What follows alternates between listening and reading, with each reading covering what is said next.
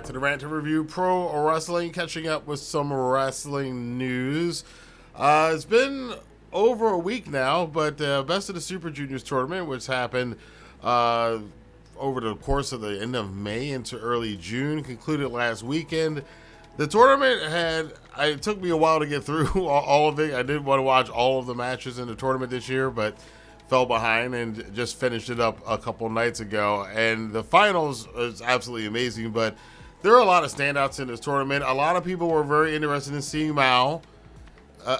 Mao finished decent in the tournament, but impressed with just... I haven't, again, seen only a couple of matches on YouTube. This is my first time seeing this much of Mao, and I'm extremely impressed. Who also impressed was obviously Ninja Mac and the viral video of him doing that backflip sequence with Robbie X. Robbie X also stand out too. Not a traditional person when you think about junior heavyweights. He doesn't have that look to him, but he's a phenomenally solid wrestler, and he's just got a confidence about him that's really good. Clark Connors found himself a new friend in a tire that made its way into many, many matches. Yoh and Yoh's match, if there's definitely one I'm going to recommend from the league portion of the tournament.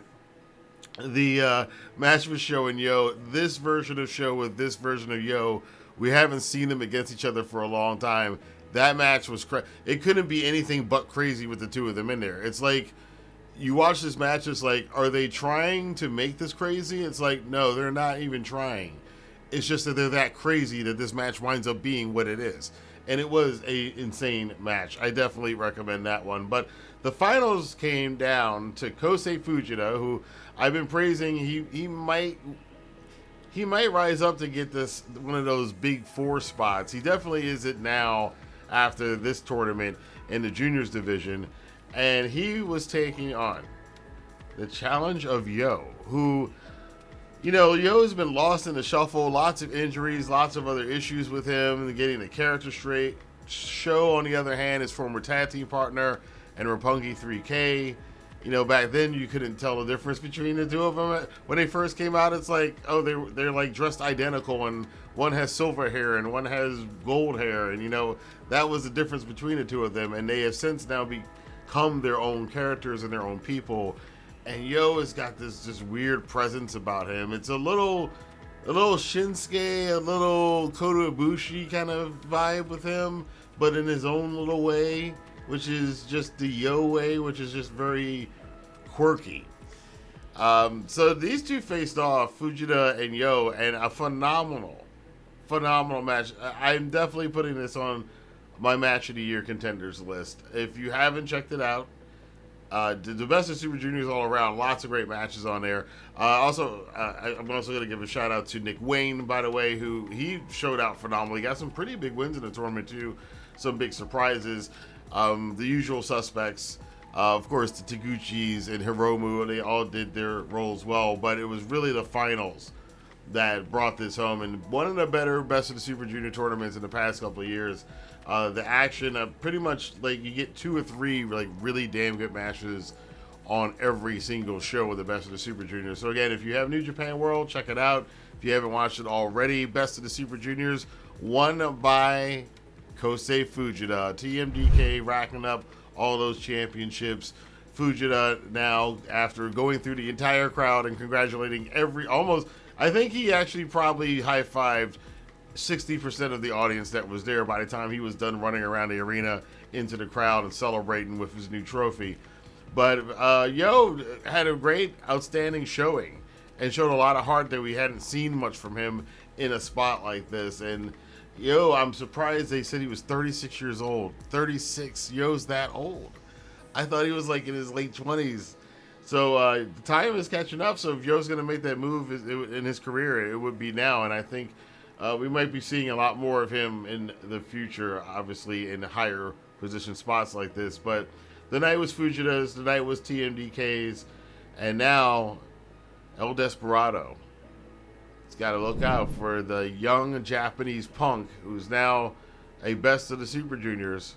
He's coming for that IWGP Junior Heavyweight Championship, but Despy's got his own issues. Him and Jun Kasai making amazing, shocking appearance and confronting Despy because they're having a match in, I think it's June 21st or 23rd, at the end of June, because Kosei is on his way out. And the two of them have this very strange teacher-student dynamic that I love so much. And looking at Despy with his back all marked up and obviously the face of Kosei, it's they're great foils against each other and friends. It's going to be probably a gory, horrible affair when they have this match.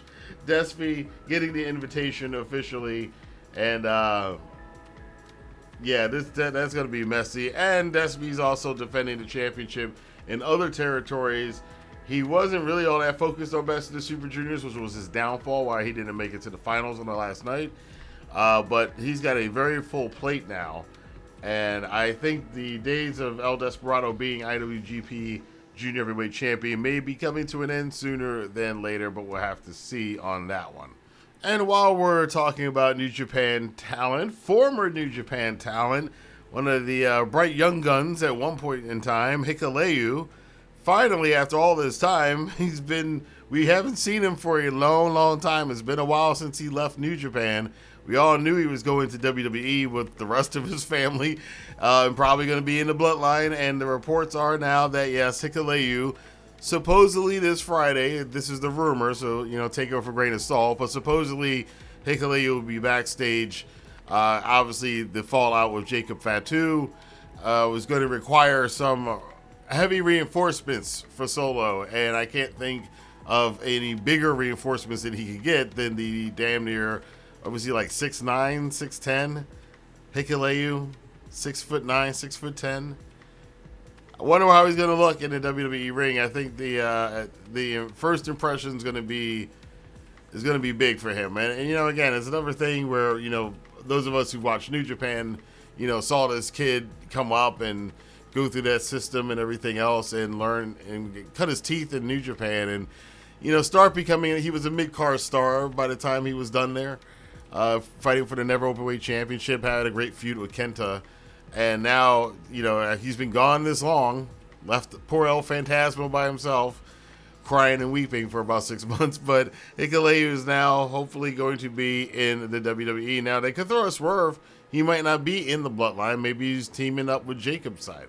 Who knows? But I think, given the way things have gone in the past, and God knows when Tonga Loa is coming back, or if anybody... Apparently the internet doesn't want him back, so it doesn't matter. But for now, Hikuleo along with Solo, that could be very interesting. And finally, considering some New Japan news still, we've got Dominion coming up. And Dominion is one of the bigger events of the year for New Japan Pro Wrestling. For those of you who may not be familiar or may be watching New Japan for the first time this year, I always say it's kind of like their SummerSlam level event, I guess, for them. It's not quite Wrestle Kingdom. It's not the G1, but it is like the second biggest single event, I guess, one-off event that's not a tournament. There you go. It's a long way of explaining what I'm trying to talk about here, but the match has already been set. We got Taiji Ishimori, Chase Owens, Clark Connors, and Drilla Maloney. Officially, Bullet Club, the only Bullet Club, the War Dogs. They'll be taking on Yujiro Takahashi, Ren Narita, Sonata, guys who are still members of the House of Torture. That's not Bullet Club, and a mystery partner. We'll have to see what that's all about.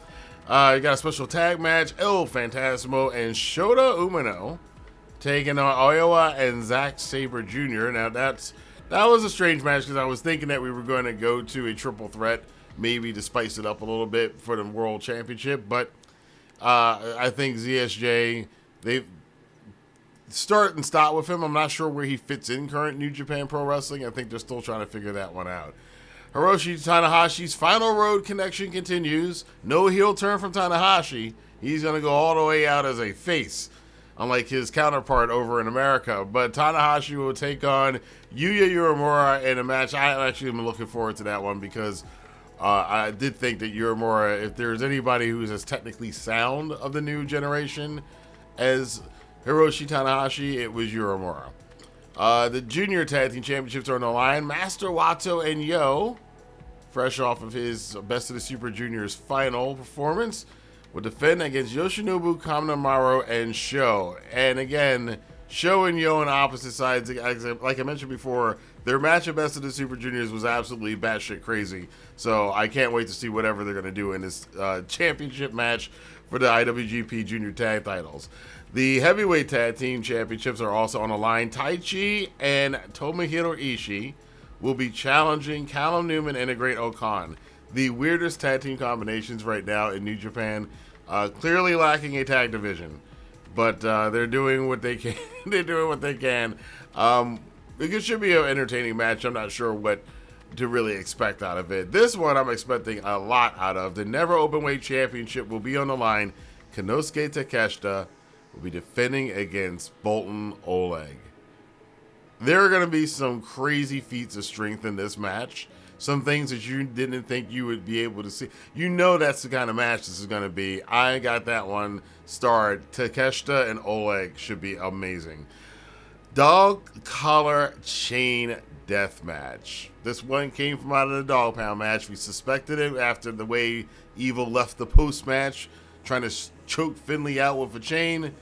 Yep, dog collar match. David Finlay taking on the King of Darkness, Evil. The Bullet Club war may be over, but this is pretty much the final battle, the end of the road. The two leaders of the two factions. None of that's all been sorted out. Going one-on-one in a dog collar match. Again, New Japan, a little different than it has been in the past, but I'm curious to see what Evil is going to be like in a dog collar. I expect a lot of cheating and some really weird House of Torture style cheating with a dog collar, but whatever. Now, the match I have circled on this card is the next one. After their draw earlier in this year, which was, again, one of the best matches, is on my match of the year list already. But the IWGP Global Heavyweight Championship will be on the line. Yota Tsuji and Gabe Kidd. I would say they're two of the new big three or big four in New Japan. You're getting this current generation's right here.